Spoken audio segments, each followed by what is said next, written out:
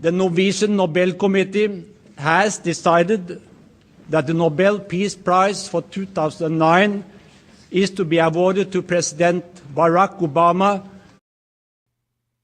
Drone strikes in Pakistan, the surge in Afghanistan, the bombing of Libya, aiding terrorists in Syria, crippling sanctions on Iran, the Asia-Pacific pivot.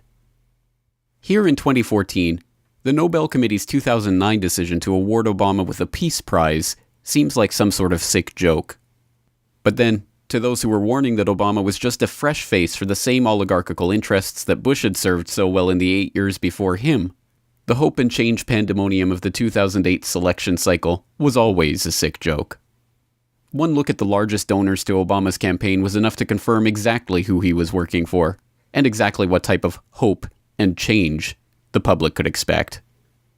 So why did people believe in it so fervently? Surely wishful thinking played a role. A public that had just survived 8 years of Bush-era insanity could perhaps be forgiven for desiring change so desperately that they were willing to see it in Barack Obama, a clean slate upon which they could project whatever fantasies they wished. But the problem is deeper than that. As we examined last week on the Eye-Opener, the fraudulent left-right political divide has been used to keep the people divided against each other, even as it is used to dupe the public into supporting the very same political agenda through puppet administration after puppet administration. Perhaps nowhere is this process of divide and rule quite so transparent as it is in the so-called anti-war movement of the last decade.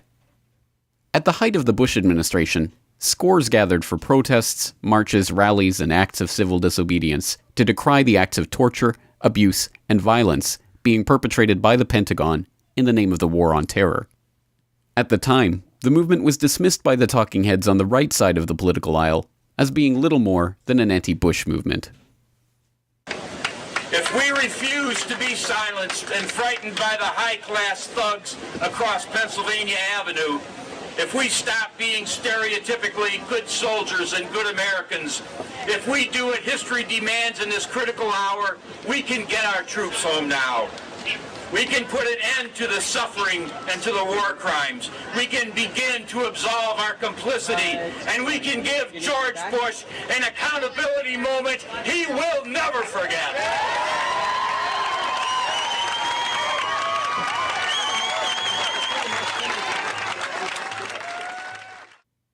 As it turns out, they were largely right. After the election of Obama in 2008, the driving impetus of the anti-war movement evaporated. No longer did it matter that the wars, covert operations, military tribunals, and prison torture camps were continuing. In fact, it did not even matter that American military involvement escalated with the Obama handover, expanding into Pakistan and Yemen, involving more drone strikes and extrajudicial assassinations.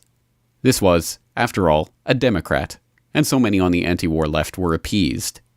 Groups like Veterans for Peace, which had so loudly and so admirably called for the impeachment of Bush for his participation in war crimes and atrocities, have been happy to look the other way while their guy in the White House forwards the very same agenda. Last year, I had the chance to talk to famed activist and writer Larry Pinkney, a veteran of the original Black Panther Party, about the process by which the anti-war movement was co-opted and ultimately squashed by the left-right political fraud. You know, there were hundreds of thousands, if not more, people who righteously protested against the outrageous actions by the G.W. Bush regime. However, these same people, or many of them, if not most of them, have become deafeningly silent about not only what Obama has done in terms of carrying on these Bush-Cheney policies, but the fact that Obama has expanded these policies. And let me be specific. I'm talking specifically about the drone missiles where he's killing at will people in other countries at will, just killing them. And that includes infants, babies, women, children, men, old and young.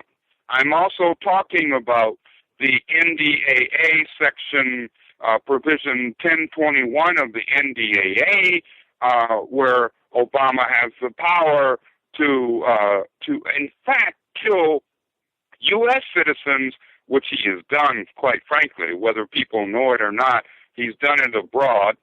But he can kill them now, or kill us now, on U.S. soil. And probably it has been done before, but it has become legally codified by the Obama regime.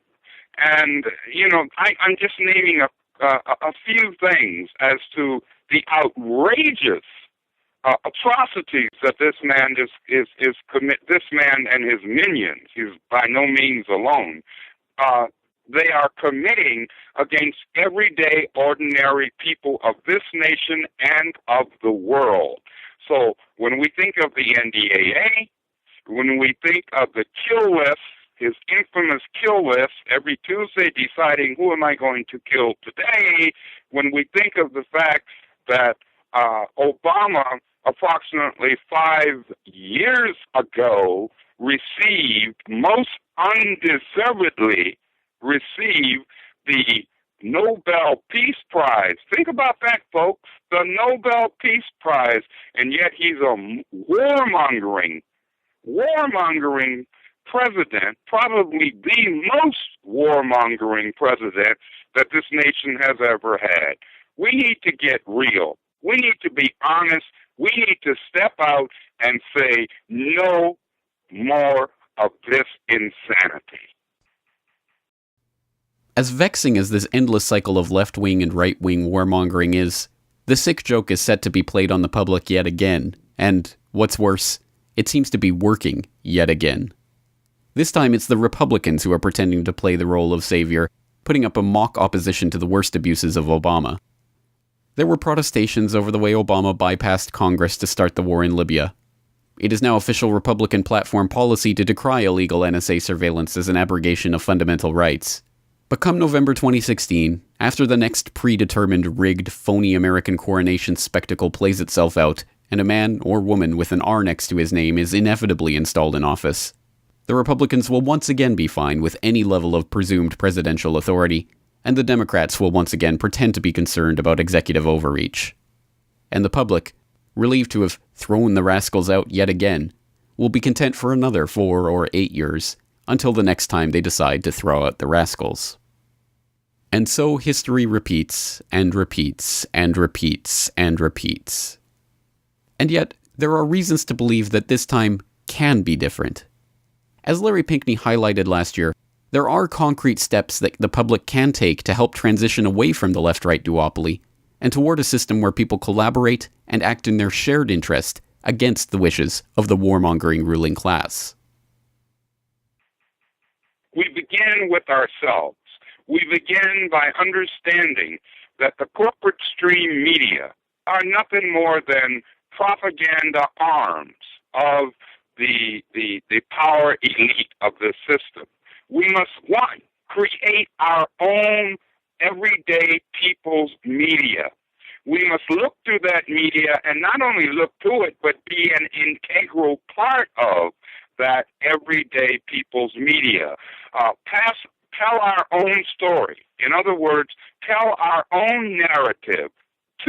Number two, we must do as Joe Hill, the famous activist, the late Joe Hill, many years ago, said, we must stop mourning. It's not about mourning and holding our heads down. Oh, God. No, it's about organizing.